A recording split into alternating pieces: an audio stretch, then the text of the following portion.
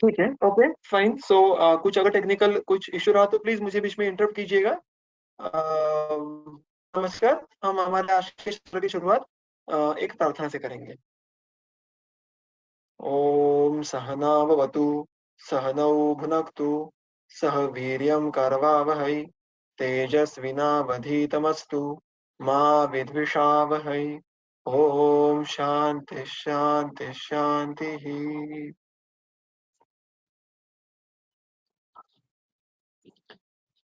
तो इस कल्पांतर के जो अनेक सत्रों का जो एक सिलसिला है उसको आज आगे बढ़ाते हैं। हमें हमारे इसके पहले एक बार मुलाकात हुई थी, वो सबसे पहले इस सीरीज में हुई थी जब हमने काष्ठौषधि का अध्ययन कैसे करना है ये जानने का प्रयास किया था। और अभी बीच में आपके अच्छे अच्छे बहुत सारे सत्र बिल्कुल हुए होंगे। तो कल्प का अध्ययन इस विषय का जो मुख्य जो हमारी थीम है, उस थीम को आगे रखकर जो कल्प का चयन हमने आज के सत्र के लिए किया है वो है हिंगुवचादि चूर्ण, जिसको चरक संहिता में हिंगवादी चूर्ण नाम से कहा है वो। तो अभी ये जब चयन करने का अवसर मिला था तो हिंगवादी चूर्ण है क्यों? एक तो बहुत सरल रूप से वो उपलब्ध है। सरल रूप से मैं कहता हूँ क्योंकि आजकल दो बातें, एक तो मैंने आपको एक चित्र दिखाए वैसे, क्योंकि एटलीस्ट जो मेडिसिन रेडिली अवेलेबल है, जो कल्प ये आसानी से मिलते हैं, उनका अगर हम अच्छे से ज्ञान कर ले तो उसका हम चिकित्सा में प्रयोग ढंग से कर पाते हैं। और दूसरी बात की इसके बहुत सारे घटक द्रव्य ये उपलब्धता में बड़े ही आसानी से हमें मिल जाते हैं। तो आप अगर नहीं मिले तो भी चूर्ण कल्पना करना ये तो कोई बहुत बड़ी बात नहीं है।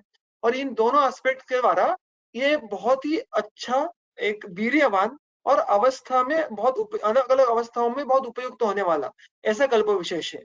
हमारे सर मैं जब सर के पास पढ़ाई करने के लिए जाता था तो इसका उपयोग किया करते थे, लेकिन तब मेरा इतना इस कल्प के बारे में अध्ययन नहीं हुआ। इसके बाद मैंने जब ग्रंथ का जब जब मैं पढ़ना चाहा, जब पढ़ता रहा और जब जब ये कल्प आंखों के सामने आया, तब मुझे कल्प का आकर्षण बढ़ता चला। और अभी धीरे धीरे अलग अलग अवस्थाओं में मैं इसका उपयोग करने का प्रयास कर रहा हूँ और इसके मुझे रुग्णों में उपयोग भी बहुत अच्छा देखने के लिए मिल रहा है। तो मैंने ऐसा फैसला किया था कि चलो आज आपके सामने इस कल्पों की रचना करें। तो आज देखेंगे हिंगुवचादि चूर्ण या हिंगवादी चूर्ण। ठीक है। जो प्रायः किसी भी कल्प के लिए जो मुद्दे होते हैं उनमें ये मुद्दे कॉमन हो जाते हैं। एक तो कल्प का नाम, उसके द्वारा कभी कभी कुछ हमें बहुत महत्वपूर्ण ये कुछ नॉलेज इनपुट मिलता है। उसका अधिकरण, उसका वर्णन मुख्यत्वे किस व्याधि में आया है, किस व्याधि अवस्था में आया है और उसका अन्यत्र भी और कहाँ कहाँ पे उसका निर्देश किया गया है। उसके उसके घटक द्रव्य, फिर उनकी निर्माण विधि, उनकी मात्राएं, उनकी कोई संस्कार होगा, अनुपान, ये सारे मुद्दे। और सबसे अंत में और सबसे महत्वपूर्ण है उसकी फलश्रुति। और ये जो एक क्रम है, प्रायः कोई भी कल्प का अगर आप अध्ययन करें तो ये कल्प छूटेगा नहीं, ये मुद्दे छूटेंगे नहीं। तो इन्हीं मुद्दों के द्वारा हम हमारा जो हिंगोचरी चूर्ण है ये आज हम इसका अध्ययन करना शुरू करेंगे। मैंने इसके लिए इसका जो पाठ लिया है वो अष्टांग हृदय चिकित्सा स्थान अध्याय क्रमांक 14 गुल्म चिकित्सा से लिया है। अगर आप देखो तो हमें ये चरक संहिता, सुश्रुत संहिता और अष्टांग हृदय तीनों ग्रंथों में यह पाठ हमें देखने के लिए मिलता है। ऐसे बहुत गिने चुने पाठ है जो बहुत ही सूक्ष्म उसमें जो बदलाव है वो करके, लेकिन हमें तीन महत्वपूर्ण जो बृहत तरह के ग्रंथ है उनमें देखने के लिए मिलते हैं। और that is one of the कल्प। अदरवाइज बहुत बार एक आध कल्प चरक संहिता में होता है, सुश्रुत संहिता का एक आधा कोई स्पेशल कल्प होता है। But see the beauty of this कल्प, इरिस्पेक्टिव ऑफ देयर परंपरा, चरक और सुश्रुत जो दोनों अलग अलग परंपरा से बिलोंग करते हैं और उसके बाद फिर जिन्होंने सार समुच्चय इनका ये क्या है सारतरोच्चय जो किया वाग्भट ने, उन्होंने भी इस कल्प का उल्लेख किया है। So that itself underlines the beauty and importance of this कल्प। तो मैंने हमारे सौकर्य के लिए, अध्ययन के सौकर्य के लिए मैंने जो सूत्र लिया है वो अष्टांग हृदय इस ग्रंथ से लिया है। सारे हम उसका जो सूत्र उसका फॉलो करेंगे और फिर चरक संहिता, सुश्रुत संहिता, इनसे जो अलग अलग इनपुट्स है वो भी हम आगे आगे जाके देखेंगे। मैं पहले सूत्र एक बार स्टार्ट टू एंड पढ़ता हूँ और फिर हम आगे बढ़ेंगे। हिंगुवचा विजया पशुगंधा दाड़िम दीप्यक धान्य का पाठः पुष्कर मूल षठी हपुषा अग्नि क्षार युग त्रिपटु त्रिकटूनि साजाजी चव्यम सतित्तिडिकम सवेत साम्लम विनिहंति चूर्णम हृत्पार्श्वस्ति त्रिकयोनि पायु शूलानि वायवाम कफोद्भवानि कृच्छ्रान् गुल्मान् वात विण्मूत्र संगम कंठे बंधम हृदग्रहम पांडुरोगम अन्ना श्रद्धा प्लीह दुर्नाम हिद्मा वर्धमाद्मान श्वास कासाग्नि सादान।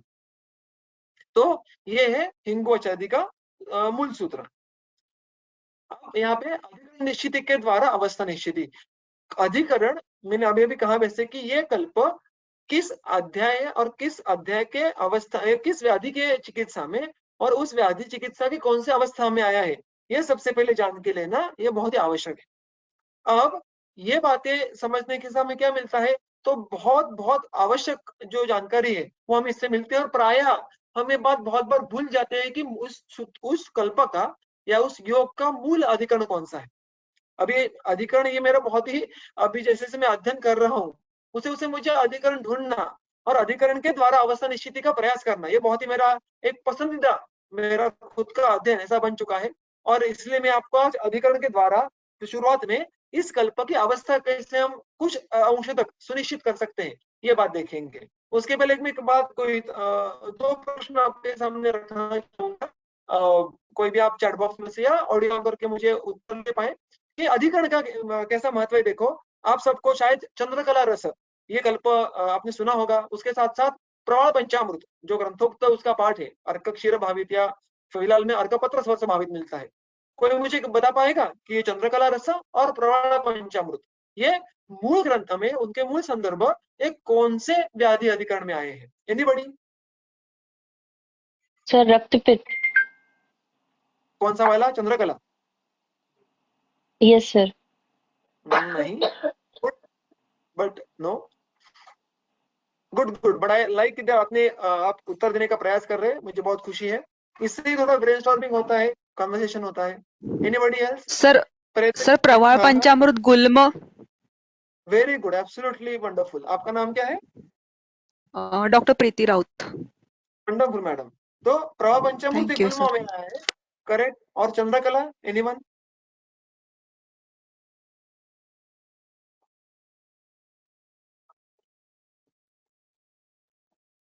No one? ठीक है, ये इसका उत्तर मैं खुद दे देता हूँ। यस? जीर्ण ज्वर? नो। चंद्रकला इसका अधिकरण है मूत्रकृच्छ्र। तो देखो, हाँ ऑब्वियसली आपने कहा वैसे हम रक्तपित्त में उपयोग करते हैं, इसका ज्वर की अवस्था में उपयोग करते हैं, उसकी उपयुक्तता के बारे में कोई दो राय नहीं है, वो बिल्कुल सही है। लेकिन वो कल्प जिस अधिकरण में उसका उल्लेख किया गया है वहां का सबसे महत्वपूर्ण ये कार्य होता है। तो अभी अभी प्रीति मैडम ने कहा हमें कि इसका उल्लेख क्या है? गुल्म में। और हम वो प्रायः बात कभी कभी भूल जाते हैं और उसका हम उपयोग ये अम्लपित्त या अजीर्ण करके रुक जाते हैं। वैसे ही चंद्रकला हम बहुत रेयरली सोचते हैं कि जब मूत्रकृच्छ्र कभी कभी कृपया ऑडियो ऑफ कीजिएगा तो आ रहा है। Volume is not clear. I'm sorry? Sir, voice clear नहीं है. Interruption is there. वो किसी का ऑडियो ऑन है इसलिए शायद। अभी आ रहा है क्या? ये स्टिल इंटरप्शन है? सर आपका वॉइस क्लियर है। ओके फाइन, अगर इंटरप्शन हो तो मुझे बोलिए क्योंकि मुझे तो रेंज ठीक है यहाँ पे। किसी का ऑडियो ऑन है शायद इसलिए वो मिक्स लग रहा है। कृपया ऑडियो बंद कीजिए।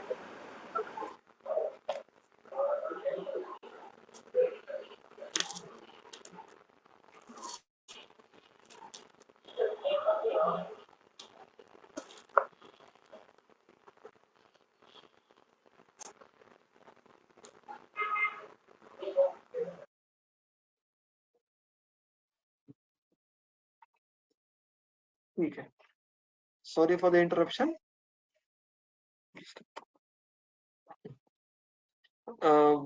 स्टिल अगर मेरी आवाज ब्रेक हुई तो मुझे तुरंत बता देना, तो हमारे विषय में कोई इंटरप्शन नहीं आएगा। टेक्नोलॉजी हमारे हाथ में नहीं होती दुर्दैव से।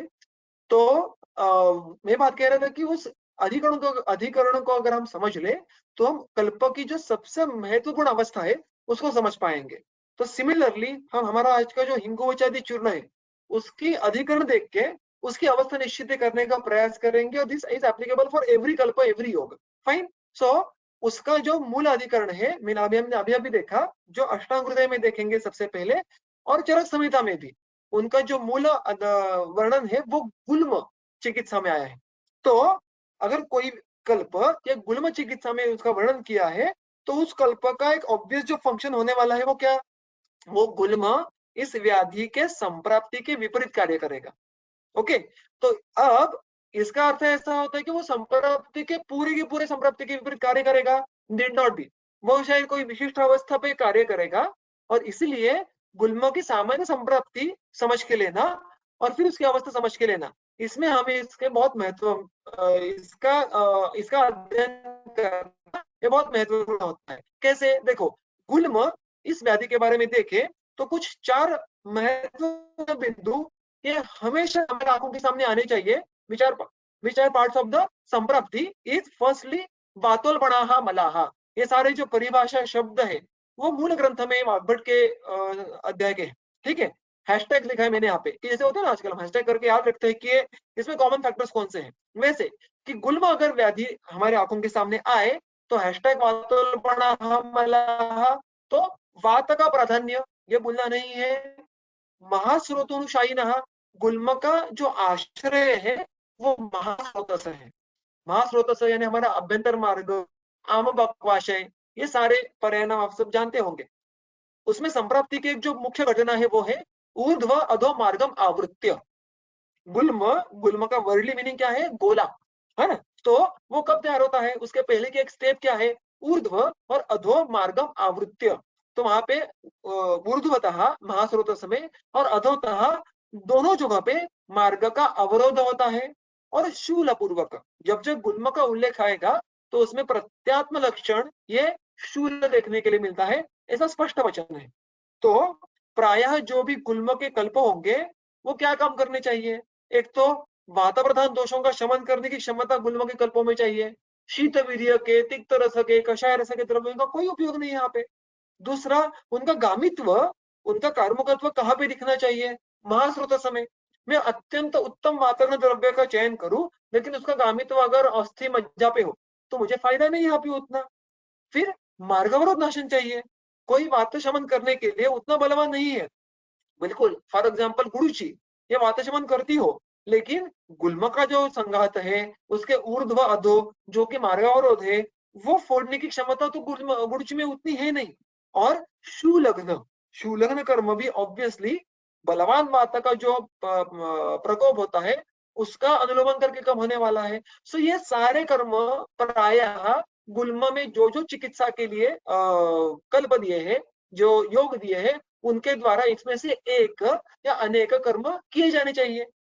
और इसे इतना इसका एक सामान्य अंडरस्टैंडिंग हुआ। अब और एक स्टेप आगे जाएंगे कि गुल्म में भी इस हिंगुवचनादि चूर्ण का विशेष उल्लेख आया है वातज गुल्म में। तो ऑलरेडी गुल्म है जहाँ पे वात का प्राधान्य है, उसके एक स्टेप और आगे जाके वातज गुल्म में तो वात का बल कितना अधिक होगा, वहां पे हिंगुवचनादि का उल्लेख आया है। That means it is excessively वातग्न plus plus, but still it is not complete understanding. Why, क्योंकि वातज गुल्म में भी चिकित्सा के बहुत सारी अवस्थाएं हैं। कौन से चिकित्सा उपक्रम वहां पे देखे जाते हैं, स्नेहन में फिर स्नेहपान का उल्लेख भी है, स्नेह बस्ती का उल्लेख भी है। आगे जाके आपको स्वेदन का उल्लेख मिलता है, स्वेदन की अवस्था देखने के लिए मिलती है, भ्रूण की अवस्था स्पष्ट रूप से कही है, निरोह की अवस्था कही है, और उसके साथ साथ निर्यूह चूर्ण वटक यानी काढ़े चूर्ण व कल्पनाएं और वटी कल्पनाएं, इन कल्पनाओं का उपयोग कहाँ पे करो, ये भी आपको विशेष अवस्था वातज गुल्म के चिकित्सा में देखने के लिए मिलती है। अब इन सारे अवस्थाओं में इस हिंगुवचनादि चूर्ण, तो चूर्ण का उल्लेख कहाँ पे आया होगा ऑब्वियसली, तो वो आखिरी की अवस्था में आया है। वो अवस्था कौन सी एग्जैक्टली, शूलानाः विबन्धेषु ज्ञात्वा सस्नेहम् आशयम् निर्यूह चूर्णवटकाः प्रयोज्याः घृतभेषजैः। तो वाग्भटाचार्य यहाँ पे कहते हैं कि जब वातज गुल्म में शूल, आनाह और विबंध ये लक्षण उपस्थित हो और आशय का अर्थ है कि जहाँ पे गुल्म का आश्रय है या महास्रोतस क्योंकि वो उसका अधिष्ठान है वो सस्नेह हो, वो शब्द देखिए, उसका हम आगे जाके अर्थ देखेंगे। जब महास्रोतस या गुल्म का आश्रय सस्नेह हो, यानी थोड़े स्नेह के साथ युक्त हो, तो निर्युह यानी क्वाथ या चूर्ण या वटक कल्पना का उपयोग करो। और वो करने के लिए उन्होंने यहाँ पे निर्देश किया है कि जो इसके पहले बहुत सारे घृत कल्पनाएं हमें वातज गुल्म में देखने के लिए मिलती है, उन घृत कल्पनाओं में जो जो वनस्पतियों के उल्लेख है उनका योग बनाओ और उनके काढ़े चूर्ण करो, या उनकी अलग लिस्ट भी बनाई है जिस लिस्ट में इस कल्प का उल्लेख आता है। अब देखिए, सस्नेहम आशयम ज्ञातवा, आशय में अगर स्नेह है और उसके साथ साथ शूल आना विबंध ये लक्षण है, तो माताजी गुल्म में हमें इस कल्प का उपयोग करना है। अब सस्नेह आशय यानी क्या, तो यहाँ पे देखो उन्होंने जो एक बहुत महत्वपूर्ण इनपुट हमें चरक संहिता में मिलता है, सेम अवस्था, सेम वहां पे उन्होंने वर्णन किया है, लेकिन थोड़ा वर्डिंग अलग है। And that wording gives us a very important input. क्या है वो? शूल आनाह विबंधेषु गुल्मे वातक फल बने वर्तयः गुटिकाः चूर्णम कफवात हरम हितम। तो सस्नेह यानी स्निग्धत्व ये यहाँ पे क्यों है? क्योंकि वहां पे कफ का अनुबंध है और कफ स्निग्ध गुण का है। तो वो जो गुल्म का आश्रय ये स्निग्ध है, सस्नेह है, ये किस कारण है? तो हम जब चरक का अध्ययन करते हैं और सिमिलर रेफरेंस आपको डायरेक्ट अष्टांग संग्रह में भी मिलता है कि वहां पे कफ के कारण वहां पे थोड़े अंश में स्निग्धता होती है। तो देखो, वात प्रधान कफानुबंधी अवस्था, और ऐसी अवस्था में वातज गुल्म में शूल आनाह और विबंध ये लक्षण अगर उत्पन्न हो, तो उस अवस्था में हमें गुटिका चूर्ण इनका उपयोग करना है। ओके, इतना देखने के बाद फिर हमें क्या क्या यहाँ पे देखने के लिए मिलता है, जो हमने बहुत बड़े लाल रंग के गोले में लिखा है, जो उसकी समरी देखिए। वात प्रधान कफानुबंधी अवस्था ये दोषावस्था हुई। स्थान कौन सा है? महास्रोतस। और कौन से विशेष लक्षण है? शूल आनाह और विबंध। एक बात यहाँ पे मैं कहना चाहूंगा, वो हम आगे भी देखने वाले हैं कि वातग्न, ऐसे समझो हम द्रव्यों की लिस्ट करें तो हर एक वातग्न द्रव्य वात के सारे लक्षणों को अच्छी तरीके से कम करेगा, ऐसा नहीं होता है।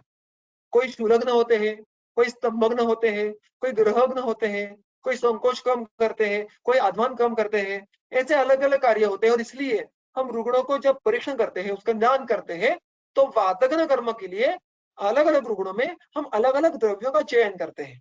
तो उसके पीछे एक जो कारण होता है, वो वात का कौन सा लक्षण बलवान है, उस लक्षण के विपरीत कर्म करने वाले द्रव्य हम चयन करने का प्रयास करते हैं।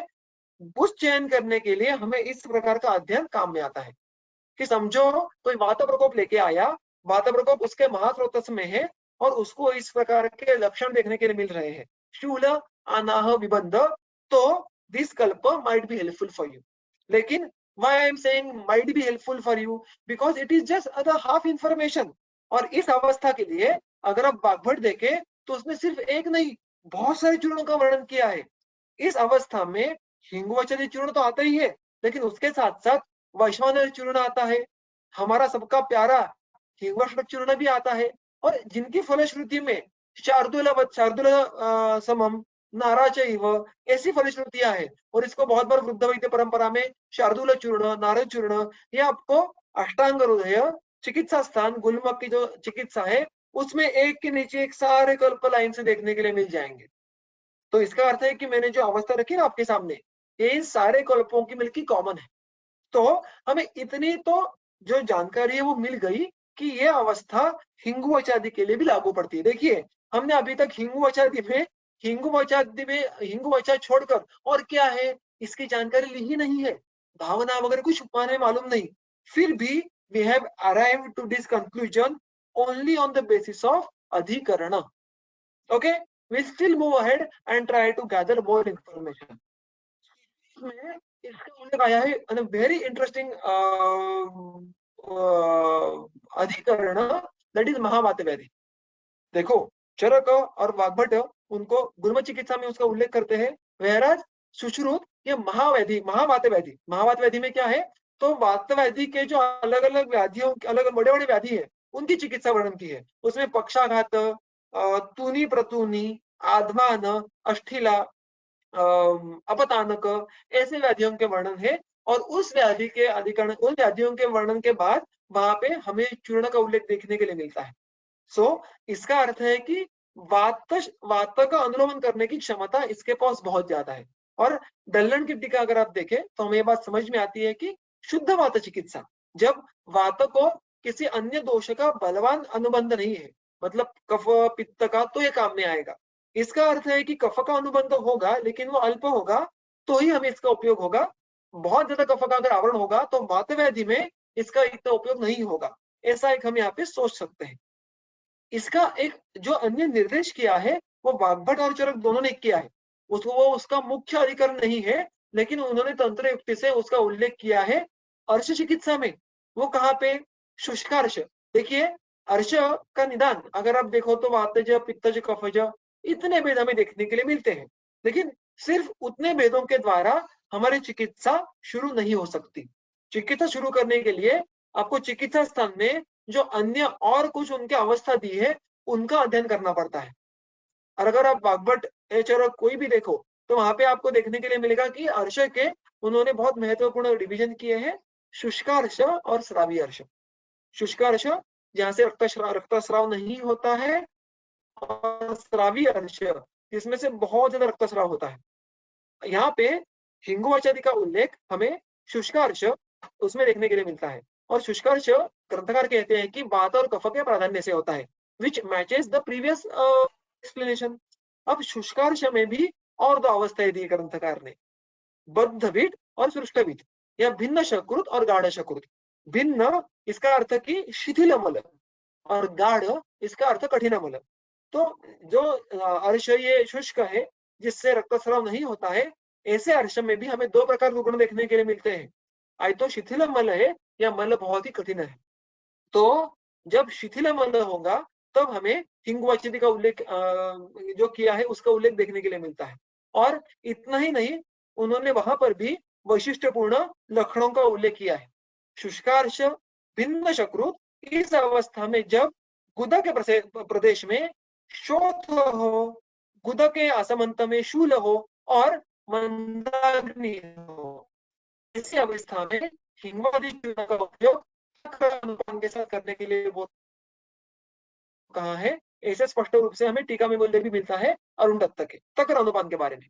और देखो, हमें ये बात पता है कि तक्र, ये अर्श, ग्रहणी, इन दो व्याधियों के लिए बहुत ही सुंदर व्याधि प्रत्यय का ऐसा द्रव्य है। तो मात्र अनुपान भेद से उन्होंने उसका गामित्व बदल दिया। तो अर्श में इसका उल्लेख कहाँ पे आया है? शुष्कार्श, भिन्न शकृत, गुद श्वथु, गुदशूल, मंदाग्नि। यानी कोई रुग्ण आपके पास अर्श व्याधि ले आए, उसमें स्राव, रक्तस्राव बिल्कुल नहीं हो, उसको मल शिथिल होता हो, उसको बांध के नहीं हो रही, उसको लूज मोशन जैसे हो रहा है, और उसको गुदा के प्रदेश में बहुत शूल है, वहां पे श्वथ प्रतीति है और अग्नि भी मंद है, ऐसी अवस्था मिली तो आप इस चूर्ण का उपयोग कर सकते हैं। अब इतने जानकारी पे हम और कैसे डिकोड कर सकते हैं कि देखिए, शुष्कार्श में आया है तो ऑब्वियसली वात का भग्न कर्म करेगा, भिन्न शकृत में आया है तो ऑब्वियसली ग्राही कर्म करेगा, गुद श्वयतु शूल काम करता है तो उसका गामित्व स्पेसिफिकली गुद पे होना चाहिए, और मंदाग्नि काम करता है तो दीपन भी कर्म करेगा। ये सारी जो हमें जानकारी मिली ये मात्र हमें एक और अधिकरण के अध्ययन द्वारा मिली। फाइन।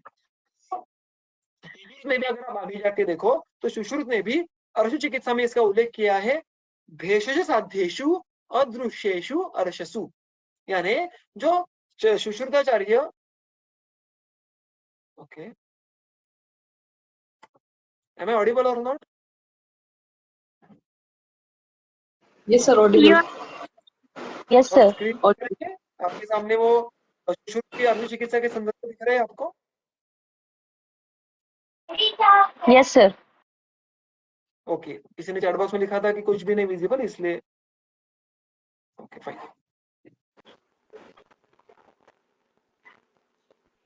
ठीक है। तो मैं जो बात कह रहा था वो कि सुश्रुताचार्य ने भी जो अर्श ये औषधियों से साध्य हो सकते हैं, उनके जो बहुत सारे उन्होंने योग दिए हैं उनमें यहाँ उसका उल्लेख किया हिंगवादी का। और वो क्या कहते हैं? हिंगवादी चूर्णम उपसेवेत तक्राहारः क्षीर आहारः वा। तो तक्र युक्त आहार या क्षीर युक्त आहार सिर्फ उतना सेवन करते हुए अगर हिंगवादी चूर्ण या हिंगू औषधि चूर्ण का सेवन किया तो अर्च में बहुत बड़ा फायदा हो सकता है।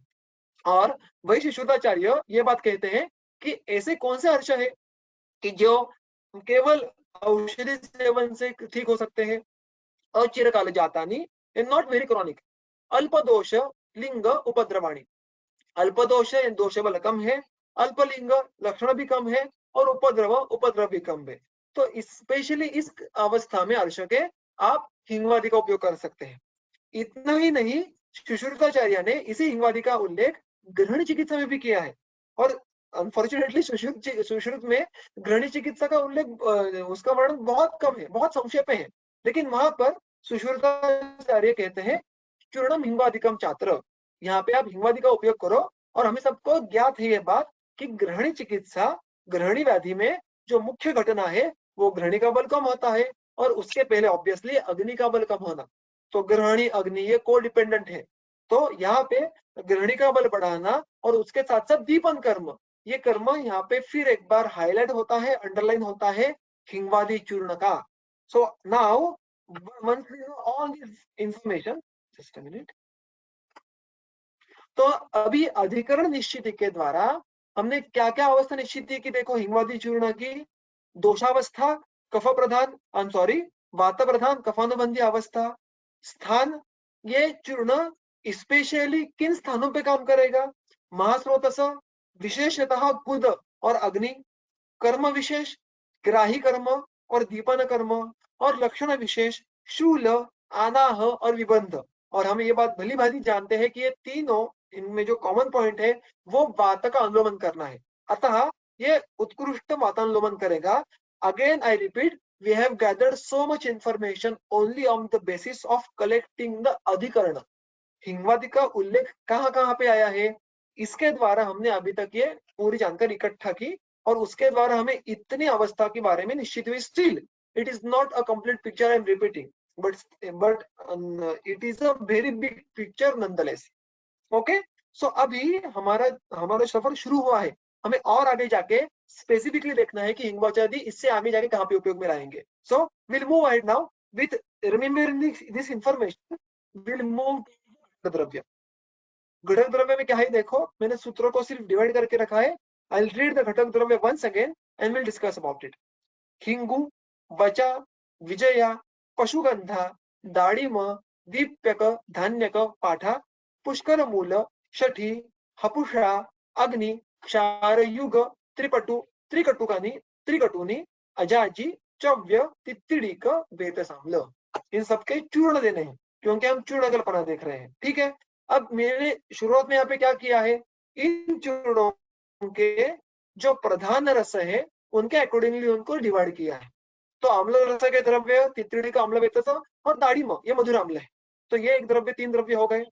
लवण के साक्षात तीन लवणों का जब अनुक्त हो तो सैंधव, संवर्चल और उद्भिद, इन द्रव्यों लवणों का हम ग्रहण करते हैं। आप देखो तो शायद चरक ने 2 ही लवणों का ग्रहण किया है, एक मामूली उसमें बदलाव है। क्षार, दो क्षार युग यानी 2 प्रकार के क्षार, तो यव क्षार और सज्जी क्षार। अब क्षार ये द्रव्य ये कटु लवण रसात्मक ऐसे कहा गया है। मैंने यहाँ पे लवण की इसमें लिखा है, लेकिन कटु रस में भी उसका क्लासिफिकेशन हम कर सकते हैं क्योंकि क्षार यह रस नहीं है, यह द्रव्य है और इसमें प्रायः कटु लवण रसों का प्राधान्य होता है। अब कटु रस के द्रव्य देखो कितने सारे हैं, हिंगु, पशुगंधा यानी अजगंधा, दीप्यक यानी अजमोदा, अग्नि यानी चित्रक, त्रिकटु हम सबको ज्ञात है, अजाजी यानी जीरक और चव्य। तिक्त रसात्मक द्रव्य कौन से है, वचा, धान्यक, पाठा, हपुषा और विजया हरितकी हम सबको ज्ञात है, कषाय प्रधान पंचरस। जो शठी और पुष्कर मूल है जिसका मैंने नीचे उल्लेख नहीं किया, वो तिक्त कटु रसात्मक दोनों मिक्सचर है। उसका एक रस कौन सा प्रधान है, ये मुझे कई संदर्भ या उसकी अनुभूति मुझे वैयक्तिक नहीं है, इसलिए मैंने मेरी मर्यादा को स्वीकार करके मैंने इसका कहीं भी समावेश नहीं किया है। लेकिन तिक्त कटु रस, इन दोनों रसों का उल्लेख दोनों द्रव्यों के वर्णन में हमें देखने के लिए मिलता है। तो अब किसी भी योगा का अगर आपको घटक द्रव्यों के द्वारा अध्ययन करना हो तो हमें क्या करना होता है, देखो आप कभी भी एक कल्प उपयोग में लाते हो तो वो कल्प को आपको एक द्रव्य के जैसे ट्रीट करना है। आप चंद्रकला रो, प्रवाह पंचामृत रो, सूत शेखर रो, कोई भस्म लो, whatever you are using, if Granthakar has mentioned that as a single योग, you are supposed to think it as a single द्रव्य। और इसीलिए आपको उस योग का, जैसे आप एक किसी द्रव्य का प्रधान रस, वीर्य, विपाक, गुण, इनके बारे में आप उसकी जानकारी लेते हैं, वैसे ही आपको उस कल्प का एक जनरलाइज प्रधान रस आदि आपको उसकी जानकारी लेना आवश्यक है। और इसके लिए आपको उसके घटक द्रव्यों का अध्ययन करना आवश्यक है। और अभी आपके सामने ये देखो, हमने इतना सिंप्लीफाइड यहाँ पे काम किया है। See, I am trying to put the most significant way by which we can study the घटक द्रव्य। आप सिर्फ घटक द्रव्यों का अध्ययन करते करते करते आप दिनों दिन, हफ्तों हफ्तों, महीने महीने आप एक कल्प का अध्ययन कर सकते हैं। बट हमारे पास उतना समय नहीं है, मेरा वैयक्तिक अध्ययन भी उतना नहीं है कि मैं आपके सामने सारे एस्पेक्ट रखूं। हर एक द्रव्य का इतना अध्ययन करना पड़ेगा हमें, फिर उनका संयोग से हमें अध्ययन करना पड़ेगा। Just like studying the India as a country by studying each and every individual citizen of the country और उनके interaction, permutation, combination, see how complicated this might be। So similarly हमें यहाँ पे भी हम जितने अंदर जाए, जितने हम डीप जाए, उतना हमारा अंडरस्टैंडिंग बढ़ता जाएगा। there is no limit, but still we'll stick to our topic today and try to put only simplified and obvious things। okay, so अभी यहाँ पे कौन सा प्रधान रस, ये ऑब्वियसली होगा इस कल्प का, जो जिसके घटक द्रव्य बहुत ज्यादा पैमाने में है बाकी रसों से, वो रस ज्यादा प्रधान होगा, तो वो ऑब्वियसली यहाँ पे कटु रस है। तो हिंगवादी कचूर्ण का प्रधान रस, में प्रधान क्यों कह रहा हूँ, इसका ऐसा अर्थ ऐसा नहीं है कि अम्ल रस तो है ही नहीं, लवण रस का कर्म ही दिखेगा नहीं, बिल्कुल दिखेगा, लेकिन जिसका कर्म अधिक दिखेगा बाकी द्रव्यों से, बाकी रसों से ज्यादा, वो है कटु रस। दूसरा, it's a very obvious thing कि वीर्य ये उष्ण एंड नॉट ओनली उष्ण, उष्ण प्लस प्लस। देखिए, तिक्त रस के द्रव्य प्रायः शीत वीर्य के होते हैं, लेकिन यहाँ पे उन्होंने तिक्त रसों के जिन द्रव्यों का चयन किया है वो सारे के सारे वो उष्ण वीर्य के हैं। वचा, धान्य, पाठा, पुषा, ये चारों द्रव्य उष्ण वीर्य के हैं। So we can get the sense कि ग्रंथकार यहाँ पे उष्ण द्रव्यों को इकट्ठा कर रहे हैं ज्यादा से ज्यादा। और इसलिए हम जब भी कभी भी किसी द्रव्य का, किसी योग का वीर्य देखने का प्रयास करते हैं, तो हम एक बात हमेशा देखने का प्रयास करें, क्योंकि वीर्य के लिए तो कोई कंफ्यूजन नहीं होता, शीत या उष्ण, but that is not it. We should try to narrow down to कितना उष्ण और कितना शीत। तो हमें वीर्य का तारतम्य देखना बहुत आवश्यक है। अदरवाइज हिंगवष्टक भी उष्ण है, चित्रकादि भी उष्ण है, there are n number of उष्ण कल्प, लेकिन कौन सा कल्प कहाँ भी उपयोग में लाऊं, उसके लिए हमें जो तारतम्य से अध्ययन करना पड़ेगा, उसमें हमें वीर्य का जो अध्ययन है वो सबसे महत्वपूर्ण है। तो अगर आप देखो, त्रिकटु, अग्नि, जीरक, हिंगु, अजमोदा, लवण, क्षार, ये सारे अत्यंत उष्ण वीर्य के द्रव्य हैं, और उनका संयोग होने के बाद ये कल्प ना सिर्फ उष्ण रहेगा तो उष्ण प्लस प्लस हो जाएगा। उनके प्रधान गुण कौन से हैं? जो कॉमनेस्ट गुण we can find in all the द्रव्य आर लघु, रुक्ष, और उनमें थोड़ा तीक्ष्णत्व भी आने वाला है, क्योंकि इसमें से पाठा, जीरक, क्षार, ऐसे बहुत सारे द्रव्य, उनके अगर आप सूत्र देखो निघंटु के, तो तीक्ष्ण गुणों का साक्षात उल्लेख मिलता है। और साक्षात उल्लेख नहीं, लेकिन कर्मानुमेय ऐसे और भी तीक्ष्ण गुण के द्रव्य इसमें हमें देखने के लिए मिलते हैं। So this all information we got after we just superficially study the घटक द्रव्य। मात्र बहुत ऊपरी जो अंडरस्टैंडिंग बेसिक हमें सेकंड ईयर के अंत में भी होता है, हम उतने के बल पे हम अगर इतना अध्ययन करें तो हमें इतने सारे गुण, रस, वीर्य इस कल्प के होंगे, ऐसा हम अनुमान लगा सकते हैं। Okay, so I guess that much is clear, will move ahead. यहाँ पे हमें क्या देखने के लिए मिला, तो दीपन, पाचन, रोचन, ये कर्म होने वाले बहुत सारे द्रव्य यहाँ पे है। रस हुए, वीर्य हुए, गुण हुए। अब कर्म के अकॉर्डिंगली अगर हम देखने के लिए जाए, तो दीपन, पाचन, रोचन, इन तीन कर्मों का बार बार उल्लेख इनमें से अनेक द्रव्यों के सूत्रों में आता है। और उसके साथ साथ जो व्याधियों का उल्लेख बार बार आता है, वो व्याधि कौन कौन से है?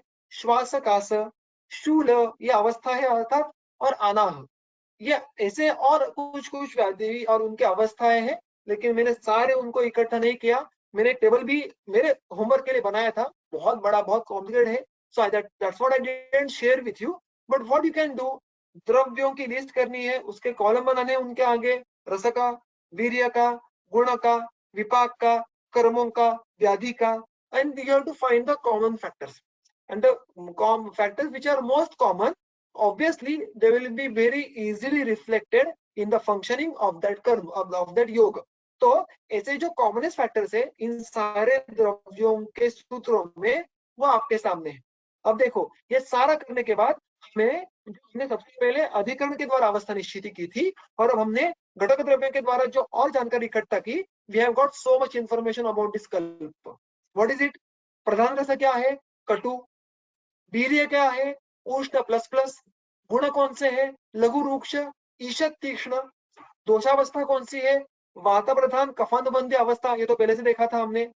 अभी एक बात बहुत यहाँ पे गौर कीजिएगा, वातग्न लेकिन मूल कल्प ये कुछ हद तक रूक्ष है, और प्रायः रूक्ष गुण के कल्प तो वात प्रकोप करेंगे।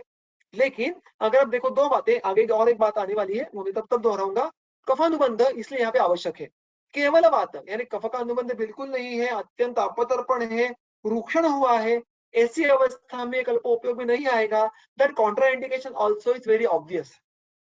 ओके, सो हमें यहाँ पे वात के अंशांश कल्पना का भी ध्यान आ जाता है कि भाई जब अगर ये कल्प अत्यंत उष्ण है तो प्रायः वात प्रकोप में अगर अत्यंत शीत गुण ये उसका प्रधान रहा, हमें हेतु में भी शीत रसात्मक द्रव्यों का सेवन मिला, तो ये कल्प ड्रग ऑफ चॉइस होगा। हमें अगर अपतर्पित रुग्ण, वृद्धावस्था, वृक्ष अनशन, लंघन, चिंता, इस प्रकार के हेतुओं से वात प्रकोप हुआ होगा, सो दिस हिंगवादी चूर्ण may not work at all. Okay, so this all interpretation we need to do with using our वैद्य बुद्धि. Okay, एक और कॉन्ट्राइंडिकेशन जो बहुत ऑब्वियस है वो कि पित्त प्रधान अवस्था, पाक है, औष्ण्य है, रक्त दृष्टि बहुत ज्यादा है, दिस द्रव्य, दिस योग इज कंप्लीटली कॉन्ट्राइंडिकेटेड। तो इससे आप और सारे जो कंक्लूजन है वो बना सकते हैं based on just this single slide. देखो स्थान कौन कौन से अभी और हमें समझ में आए। महास्रोतस तो है ही, विशेषतः गुद अग्नि, और उसके साथ साथ प्राणवायु स्रोतस, क्योंकि श्वासकाश हिक्का का उल्लेख ये ज्यादातर द्रव्यों में, अगर आप देखो चरक सूत्र स्थान 4था अध्याय, उसमें श्वासहर, कासहर, इन गणों में जो द्रव्य आए हैं वो द्रव्य भी बहुत सारे हद तक इस कल्प में आए हैं। शटी, पुष्कर मूल, you can go and you can do your own homework. So that is again a very important input कि जिन गणों के द्रव्यों का उल्लेख बार बार आया है इस योग में, उस गणों का भी फलश्रुति यहाँ पे हमें देखने के लिए मिलने वाली है। एंड दैट्स व्हाई श्वास, श्वास they come into the picture and hence गामित्व towards the उदर प्रदेश and प्राणवायु स्रोतस। और कर्म विशेष कौन से? ग्राही, दीपन, पाचन, और वातगमन, स्पेशली दोषों का स्पेसिफिक कर्म। ओके, स्टिल हमारा अध्ययन अभी तक पूरा नहीं हुआ। हमें इसके बारे में और जैसे करते हैं ना वो सीआईडी या पुलिस में 3rd डिग्री टॉर्चर करते हैं, वैसे हम जितना टॉर्चर करें, नॉट इन नेगेटिव सेंस, उतनी हम उससे निचोड़ लेंगे जानकारी। तो अभी और हमारे पास कौन से इनपुट है? विधि एवं संस्कार। देखिए अब इसका सेवन करने के लिए हमें कुछ इनपुट्स ये ग्रंथकार ने दिए हैं। चरक संहिता में क्या उल्लेख है? चूर्णम एतत् प्रयोक्तव्यम अन्नपानेषु अनत्ययम। So the first way you can use this is by using it within the food. आप आहार के साथ इसका उपयोग कर सकते हैं, ऊपर से स्प्रिंकल करके या मसाला के तौर पर। जब आप तड़का लगाते हैं, जब आप संस्कृत करते हैं आहार को, तो आप मसाले के बजाय अगर ये मसाले के जैसे उपयोग में लाए, इसमें श्वास का रुग्ण, कास का रुग्ण, जो भी उसके आगे फलश्रुति है, गुल्म का रुग्ण, ऑब्वियसली अर्श का रुग्ण, उनकी अवस्था में इस चूर्ण का उपयोग आप आहार योगी इस प्रकार से कर सकते हैं। That is the first practical input. Secondly, प्राग भक्तम अथवा पेयम मध्येन उष्णोदकेन वा, और you can use this as a शमन मेडिसिन व्हेन प्राग भक्त यानी भोजन के पूर्व कौन सा काल होता है? अपान। तो मुख्यत्वे जब आपको नाभि के अधो उसका गामित्व अपेक्षित है, उसका कार्य वहां पे अपेक्षित है, तो आप यहाँ पे उसका उपयोग कर सकते हैं। उसके अनुबंध क्या है देखो, स्पेशली उष्णोदक और मध्य। तो कफानुबंध बहुत बलवान हो, स्रोतोसन का विबंध बहुत बलवान हो, तो मध्य कल्पना काम में आएगी। उतना अगर बलवान नहीं हो उसका कफ का अनुबंध, तो गर्म पानी से काम चला लेंगे। ओके, अब आगे जाके आप चरक में भी देखो, सुश्रुत में भी देखो, उन्होंने यहाँ पे स्पष्ट रूप से निर्देश किया है कि आप इसको मातुलुंग स्वर से भावना दे सकते हैं। और सुश्रुताचार्य तो कहते हैं बहुशः परिभाव्य, आप उसको अनेकविध भावनाएं दे दो। और अगर आप नीचे वाला सूत्र चरक का देखो तो क्या है, वो पहले देखेंगे, भावितम मातुलुंगस्य चूर्णम एतद्रसेन वा बहुशः गुटिकाः कार्याः। तो इसी हिमवादी चूर्ण की आप मातुलुंग स्वर से भावना दे देकर गुटी कर सकते हैं। उससे क्या होता है, कार्मुकाः स्युः ततो अधिकम। तो आपने सिर्फ एक बात की, मातुलुंग स्वरस की भावना बार बार दी, लेकिन उस भावना से क्या हुआ, कर्माधिक्य। तो कर्माधिक्य यानी भावना, आप देखो कि वही कल्प है, उसको आपने सिर्फ एक संस्कार ऐड कर दिया और पूरी की पूरी फलश्रुति को आपको, और उसमें आपको गेन मिलने वाला है। सो द कल्प will do the same function, but the potential of the function will be much more. उसकी जो कार्मुकता होगी उसकी सिविलिटी और बढ़ेगी। और चरक सूत्र में क्या कहा है, रसेनवा, यानी आप उसका अनुपान भी सिर्फ मातुलुंग स्वर दे दो तो भी उसका कर्म और अच्छा होगा। Beauty.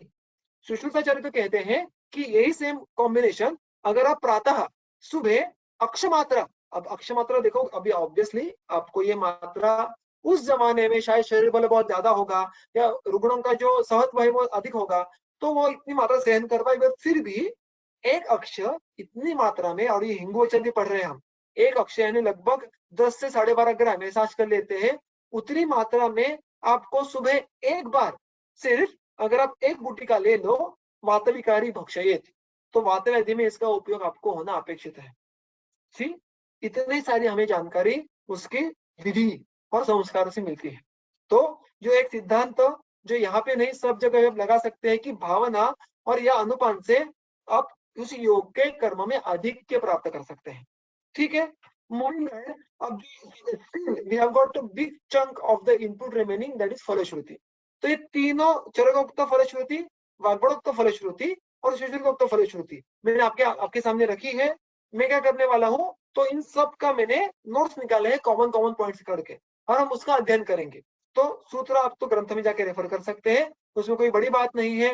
What we are more interested is how we are going to interpret them and get the useful information. Okay, will move में जो सबसे कॉमन पॉइंट आया है, आपको चाहिए निकाल के रख सकते हैं, क्योंकि I am going to refer it repeatedly, but I am not going to just recite सूत्र again because it will consume a lot of time. So अगर चाहिए तो just take a screenshot and you can repeat that. Okay? में जो सबसे महत्वपूर्ण बात जो ज्यादातर ग्रंथों ने बहुत उस पर एम्फोसिस किया है वो है शूल ये लक्षण विशेष। हमने सबसे पहले देखा था कि गुल्म में शूल ये लक्षण प्रधान होता है। आई गेस कि आपको ये बात पता होगी कि सुश्रुत संहिता में उत्तर स्थान में, उत्तर तंत्र में जहाँ पे गुल्म का अध्याय है, उसी अध्याय में शूल नाम का एक अलग प्रकरण भी है, और उसमें वातज शूल, पित्त शूल, कफज शूल, परिणाम शूल, पार्श्व शूल, एन नंबर ऑफ शूल आर गिवन। और वहां पे बहुत सुंदर सुश्रुताचार्य इंट्रोडक्शन करते हैं कि जिस रुग्ण में तीव्र शूल है लेकिन हाथ को लगने जैसा कुछ गुल्म जैसा नहीं है, उसको शूल व्याधि कहो। So all the other aspects of the संप्राप्ति are exactly same like gulma, but there is no gulma is to be felt. वहां पे कोई गोला बिला नहीं है, लेकिन संप्राप्ति में उतना ही बलवान मात्र को प्रतिलोम होना, महास्रोत का वहां पे अधिष्ठान होना, एवरीथिंग इज सेम। तो देखो व्यवहार में शायद हमारे पास क्लासिकल गुल्मा के रुग्ण ना आए इतने ज्यादा, लेकिन शूल के रुग्ण रोज हमारे पास होते हैं। तो उसमें से कौन सी अवस्था शूल की वो देखेंगे। उसके स्थान जो हमें ग्रंथ में देखने के लिए मिलते हैं, पार्श्व, हृदय, बस्ती, त्रिक, योनि, पायु, पायु यानी गुद, सॉरी। अब देखो पार्श्व और हृदय ये मुख्यतः उर प्रदेश के स्थान है, ये गुल्म के भी आश्रय है। और बस्ती जो मूत्र व स्रोत का मूल स्थान है। त्रिक यहाँ पे प्राय अधोत्रिक जो कहते हैं त्रिकाकर वो अपेक्षित है, यानी हमारे लोअर बैक। योनि स्त्रियों में मुख्यत्वे, और पायु यानी गुद, ये सारे नाभि के अधो अपान वायु के क्षेत्र में जो महास्रोत के अलग अलग अंग है उसके उल्लेख है। फिर मुख्यत्वे गुल्मोद्भव शूल, क्योंकि मुख्य अधिकरण गुल्म है, तो गुल्म में जितना तीव्र शूल होता है उतनी तीव्रता भी शूल की होगी तो उसका कार्य अच्छा होने वाला है। और वाग्भट ने तो बहुत सुंदर वर्णन किया है। किस प्रकार के शूल? वायुआम कफोद्भवानी, वायु आम कफ, अगर इन तीनों से एक साथ कंट्रीब्यूशन के कारण शूल हुआ होगा तो ये आपका ड्रग ऑफ चॉइस होने वाला है। तो मैंने सबसे नीचे जैसे लिखा है, कफ और आमजन्य मार्गावरोध होगा, यानी अजीर्ण समझो, बलवान अजीर्ण है, सामर्थ्य बहुत ज्यादा है, उधर में बहुत गौरव है, कल पाव भाजी और उसके बाद मैंने 6 पाव खाए, ऐसे लोग करते हैं ना बहुत खतरों के खिलाड़ी, उस प्रकार कुछ तो मैंने आया साहस किया है और तीव्र उदर शूल है। वो क्या हुआ?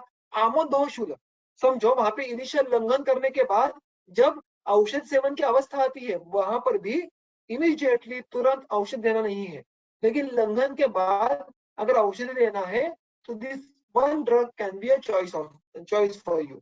कफावरोधजन्य वात प्रकोप, ऐसी अवस्था में भी ये कल्प बहुत ही सुंदर काम करेगा। तो देखो, कफ या आमजन्य मार्गावरोध, तजन्य वात प्रकोप, और वो वात प्रकोप भी कौन से एरिया में? उर और अपान। इतना स्पेसिफिक अगर हो तो वहां पे भी मुख्यत्वे कौन सा लक्षण ज्यादा हो? शूल हो। तो स्त्रियों में भी समझो 3 महीने और 3 मास हुए, अभी तक रजो परिवर्तन आया ही नहीं, उसको तीव्र अधोदर गौरव है, शूल है, तो ऐसी अवस्था में भी हिंगोषधि का उपयोग होता है। बुधशूल, अर्च में हमने वो देखा। त्रिकशूल, अब त्रिकशूल कब? जो बहुत आयास करते हैं, बहुत रस्तों पे काम करते हैं, उनमें नहीं, उनमें रोक्ष होगा, अपतर्पण होगा। लेकिन जो बहुत बैठके होते हैं, जिनमें मेद संचय कफ संचय बहुत ज्यादा है, भार वृद्धि है, ऐसे त्रिकशूल में, कटिशूल में अब इसका उपयोग कर सकते हैं। So there can now you can just think about all the endless possibilities where you can practically use this कल्प। ये सिर्फ शूल के बारे में होगा। मूंड, विबंध, ग्रह, ये दोनों मैंने अभी बहुत नजदीक वाले अवस्थाएं हैं ऐसा समझ के मैं यहाँ पे हमारे इन दोनों शब्दों का उल्लेख कर रहा हूं। तो इन विशेषणों का जोड़ संधि समास कहाँ पे किया है फलश्रुति में? उर, कंठ या गल और हृदय। तो उरो विबंध, कंठ विबंध, हृदय रुद्ग्रह, ऐसे शब्दों का साक्षात उल्लेख हमें फलश्रुति में देखने के लिए मिलता है और ऐसे रुग्ण हमें देखने के लिए मिलते हैं। मैंने इसका उपयोग बहुत अच्छा मुझे देखने के लिए मिला था। रुग्ण कह रहा था कि सर मुझे उरा प्रदेश में बहुत ज्यादा जकड़न है, मैं कोई भी चीज निगल नहीं पा रहा हूँ, सांस लेने में मुझे ऐसा लग रहा है कि मुझे यहाँ पे अटकाव है। और क्लासिकल वर्ड क्या है उसके लिए? पूर्व विबंध या रुद्ग्रह, यहाँ पे मुझे हृदय के समय जकड़न है। कंठ विबंध या गलग्रह कि मुझे यहाँ पे अटकाव लग रहा है। If patient says so you can think about this योग। इतना ही नहीं, ये हो गया हमारा हृदय। अगेन उरा प्रदेश, again the focus, the area of the कल्प इज रिमेनिंग द सेम। हृदय, उसमें भी हृदय, सॉरी उरा प्रदेश, उसमें भी हृदय, पार्श्व, कंठ। Moving to the another point, अपान क्षेत्र, वात, विट, मूत्र संघ, इसका भी उल्लेख देखने के लिए मिलता है फलश्रुति में। वात का संघ, मूत्र का संघ, विट संघ। और आगे कौन से लक्षण देखने के लिए मिलते हैं? आनाह, आनाह में जो मूल धातु है वो है णः। णः का, इस धातु का शब्दशः अर्थ क्या है? बंधन, बांध के रखना। देखो वही अर्थ बार बार ग्रंथकार हमें कह रहे हैं। आध्वान, ये आध्वान भी आनाह में क्या होता है? आनाह ये अवस्था भी है, व्याधि भी है। आनाह व्याधि का वर्णन हमें गुल्म के अंत में वाग्भट में देखने के लिए मिलता है। वहां पे वाग्भटाचार्य कहते हैं किसी रुग्ण में आटोप, अत्युग्र रुझा, आध्वान, ये सब साथ में हो उसको आप आनाह व्याधि कहो। उसमें ऊर्ध्व और अधो अवरोध होता है कोष्ठ में वात के द्वारा। आध्वान, इस शब्द में जो ध्वान है, ध्वान, इस शब्द का शब्दशः अर्थ है फूंकना। तो यहाँ पे सिर्फ संचित ही होगी, शूल शायद नहीं भी होगा, अवरोध नहीं भी होगा, लेकिन पेट फूलता है। The patient complains of the severe amount of distension. So this is the difference in the meaning of different shades of the meaning of anaha and admana। दोनों का उल्लेख हमें फलश्रुति में देखने के लिए मिलता है। और इसी संप्राप्ति के अवस्था पे काम करने वाले जो उल्लेख मिलने वाले जो अलग अलग व्याधि है वो कौन से है? वर्ध्व यानी वृद्धि, मूत्र कृच्छ्र और उदर, इनका भी उल्लेख हमें फलश्रुति में देखने के लिए मिलता है। अगर आप देखो तो जो वृद्धि नाम का व्याधि है उसमें क्या होता है? प्रायः आजकल हर्निया की कुछ अवस्थाएं इसमें देखने के लिए मिलती है। तो वहां पे होता क्या है? वात प्रकोप होता है और वो संचार करते करते वो मुख्यत्वे आंत्र में घुसकर आंत्र की वृद्धि करता है और आंत्रों को लेकर वो मुष्क की तरफ, वंशुन की तरफ, मुष्क की तरफ आगे बढ़ता है. अगेन द व्याधि is in the location of नाभिअधो, दैट इज अपान. वायु इज ऑल्सो अपान, it is matching the picture. वात ये प्रधान दोष है वहां पे. मूत्र कृच्छ्र हमने बस्तीशूल देखा था, यहाँ पे मूत्र संदेह भी व्याधि आया है, अवस्थाई है, और मूत्रकृच्छ्र व्याधि का भी उल्लेख है. सो जब बहुत तीव्र मूत्रकृच्छ्र हो, यूरिन पास करने के समय शूल है, वो अटकते बाहर आ रही है, वहां पे दाह एक्सेट्रा नहीं है, औष्ण्य नहीं है, ऐसी अवस्था में आप इसका उपयोग कर सकते हैं. उदर उदर व्याधि में भी कहा है कि उदर व्याधि में भी ऊर्ध्व और अधो बलवान अवरोध रहता है, लेकिन उसमें एक ही बात जो बहुत रिस्की रहती है वो ही दोषों का पाक. तो दोषों का पाक अगर बहुत ज्यादा हो, उदर के प्रदेश में औष्ण्य हो, रक्त प्रवर्तन की इतिहास या लक्षण हो, तो यह काम में नहीं आएगा. बट ऑन द कॉन्ट्ररी, जहाँ पे तीव्र वातजय कफज उदर है, पित्त का ये दोष पाक का अभी तक अनुबंध नहीं है, वहां पे दीपन कर्म करने के लिए, वहां पे वात का अनुलोमन करने के लिए अब बहुत कम कालावधि में इसका उपयोग कर सकते हैं. Okay, moving ahead.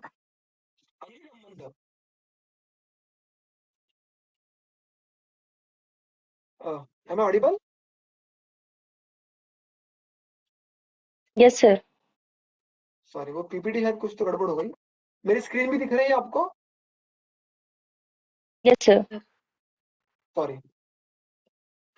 तो जो आगे का एस्पेक्ट है वो अग्नि संबंध कार्मुकत्व का. अगर आप फलश्रुति देखो तो वहां पे अग्नि संबंध क्या साक्षात उल्लेख आया है, अग्नि साधान निहंती. तो अग्नि साध को कम करने वाला, यानी अग्नि मांझे को कम करने वाला. और विशेषतः यही चूर्ण प्लिहोदर, यकृतोदर, अरिष्ट, इन व्याधियों में उसका उल्लेख आया है जब इन व्याधियों में अग्निमांद्य हो तब. और ऑब्वियसली हमने जो बात देखी थी, ग्रहणी में सुश्रुत में इसका उल्लेख आया है, तो इसका अर्थ है कि ये चूर्ण दीपन कर्म बहुत अच्छी तरीके से करेगा. और अग्नि के साथ साथ जो और अन्य फलश्रुतियां आती है जो अलग अलग है, वो है अरुचि और अन्न अश्रद्धा. अरुचि और अन्न अश्रद्धा, अन्न के अन्न खाने की इच्छा ही ना होना. अरुचि, मुंह में अन्न प्रवेश करना लेकिन फिर उसकी रुचि ना लगना, वो निगलने की इच्छा ना होना, या मन के विरुद्ध उसका सेवन करना. अब ये जो लक्षण है ना, अगर आप ग्रंथ का अध्ययन करें तो वहां पे ग्रंथकार ने सुस्पष्ट पद्धति से कहा है कि जब दोष ये प्रायः जिह्वा और हृदय इसमें आश्रय लेते हैं,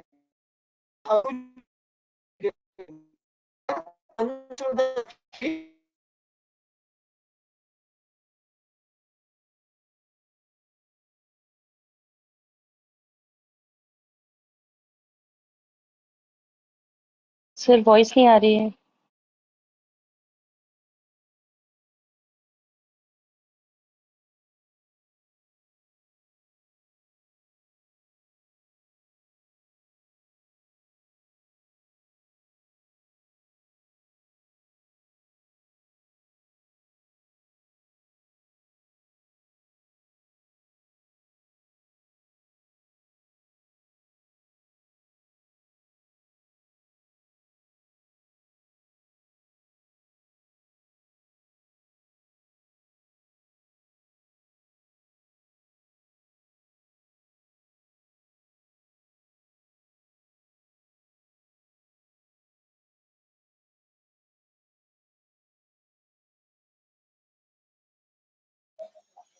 Sir, you're not audible, sir.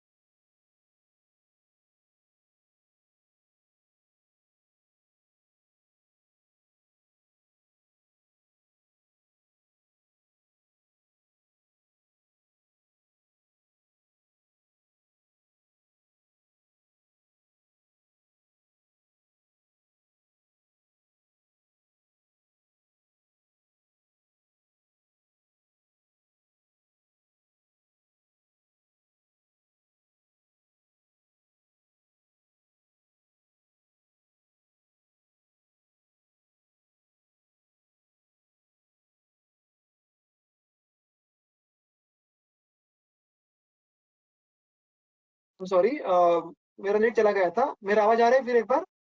M I audible? Yes, sir, you are audible. Last के 2 स्लाइड बची थी लेकिन पता नहीं क्या हुआ। Will continue from where we left. आपको दिख रहा है अग्नि संबंध जो स्लाइड देखी थी हमने, आपको दिख रही है वो स्क्रीन पे?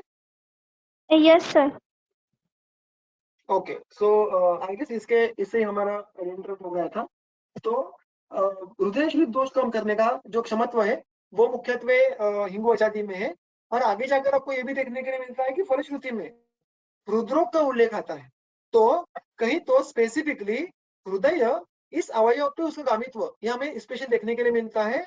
और इसी हिसाब से बहुत ही हटके अलग जो व्याधि आता है वो है पांडु।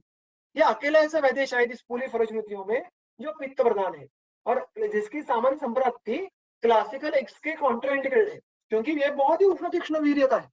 लेकिन फिर पांडु में इसका उपयोग कब कर पाएंगे हम? तो पांडु इस व्याधि में हम देखेंगे कि संप्राप्ति में जो एक बहुत महत्वपूर्ण हिस्सा होता है वो है जो पित्त प्रधान दोष है वो हृदय में आश्रित लेते हैं।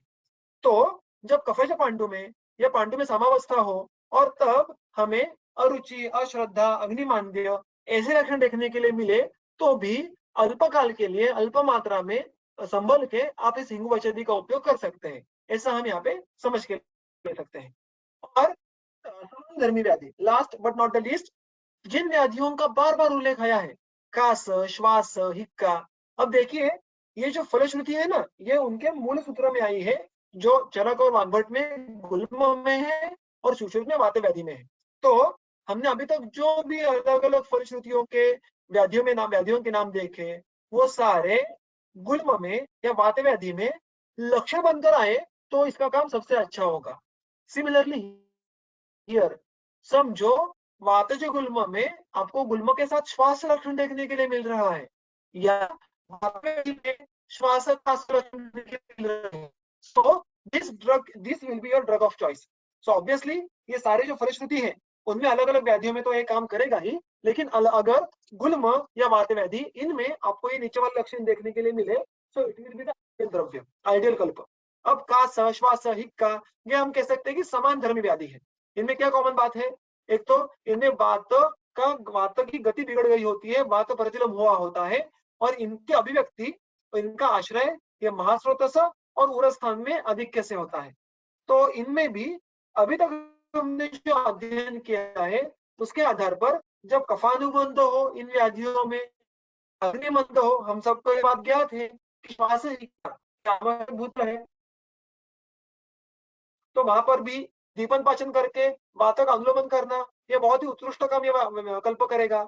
और मुख्यत्वे इन व्याधियों में अगर सामावस्था हो, स्पेशली अगर हम इस व्याधि का तीक्ष्णत्व देखें, उष्णत्व देखें, तो जब भी कफ के अवरोध के कारण बेगावस्था जैसे आ जाए कि बहुत कासा आ रहा है, श्वास बहुत है, हिक्का लग गई है, तो ऐसे अवस्था में बेगावस्था में भी उसका मुहुर्मुह सेवन करने के लिए हम हिंगू औषधि का उपयोग कर सकते हैं। Okay, so now after understanding all this, ये सारा हिंगू औषधि का इन नटशेल हुआ।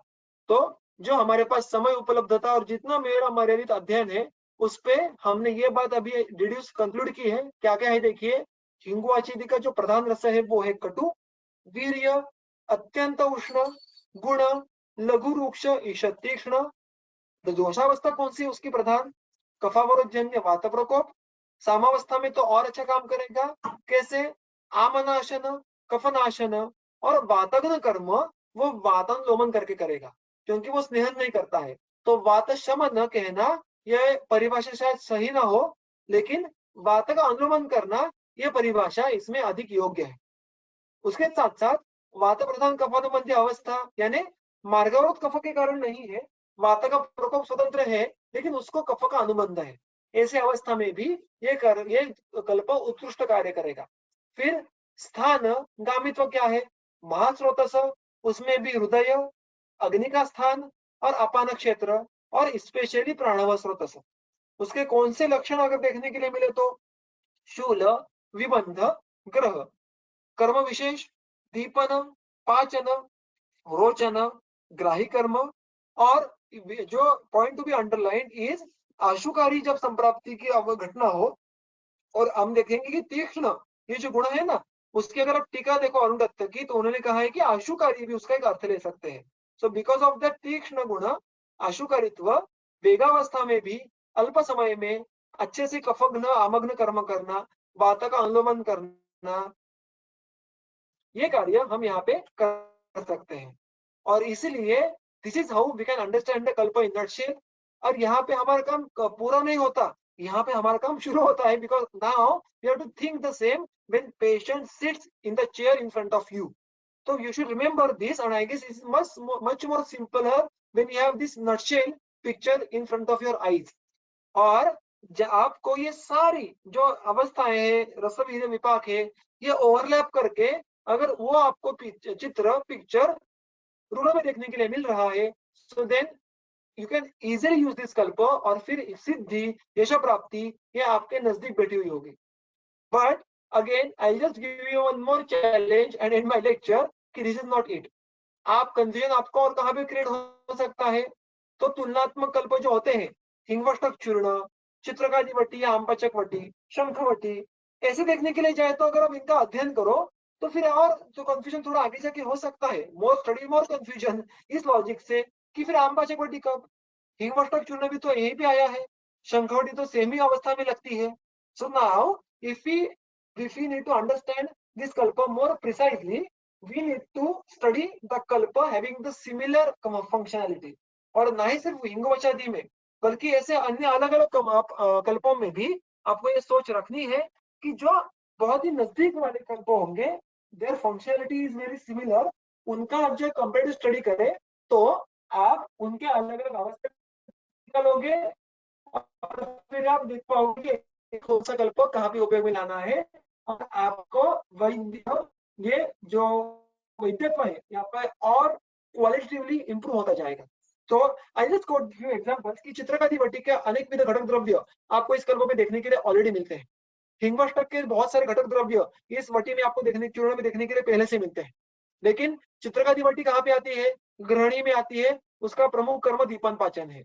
हिंगवष्टक चूर्ण वातजगुल्म में आता है, उसका प्रमुख कर्म दिया है दीपन और वातगुल्मम निहंति। सो ये जो छोटी छोटी बातें हैं ना, कहाँ पे पाचन का उल्लेख है, कहाँ पे पाचन का उल्लेख नहीं है, ये जितना आप अध्ययन करोगे, sky is the limit for you, and it will not be only beneficial for your practice, you will thoroughly enjoy the study, and at the end you will get tatvavabodho harshana naam. That is, I think, the crux of being a vaidya। आपका passion ही आपका profession बन जाता है और आप पढ़ाई भी enjoy करने लगते हो। सो आई होप आपने आज का सत्र एंजॉय किया होगा। मेरा जो अध्ययन था, जितना भी मेरा अध्ययन है स्वल्प, वो मैंने आपके सामने रखने का प्रयास किया। इसमें से जो भी आपको अच्छा लगे, जो भी आपको सही लगे, वो पूरा कंट्रीब्यूशन जो मेरे ग्रंथ जिन्होंने मुझे ग्रंथ सिखाए, वो हमारे धनंजय कुलकर्णी सर और स्वाति कुलकर्णी मैडम, उनका मैं कहूँगा। और अगर इसमें आपको जो भी खामी लगी, जो भी गलती लगी होगी, वो मेरे बुद्धि की मर्यादा की है, उसके लिए मैं क्षमा चाहता हूँ। और मैं अभी जो हमारे ऑर्गेनाइजर है उनको मैं रिक्वेस्ट करूंगा कि आगे का जो भी सत्र है उसका कंडक्शन आप करो। धन्यवाद।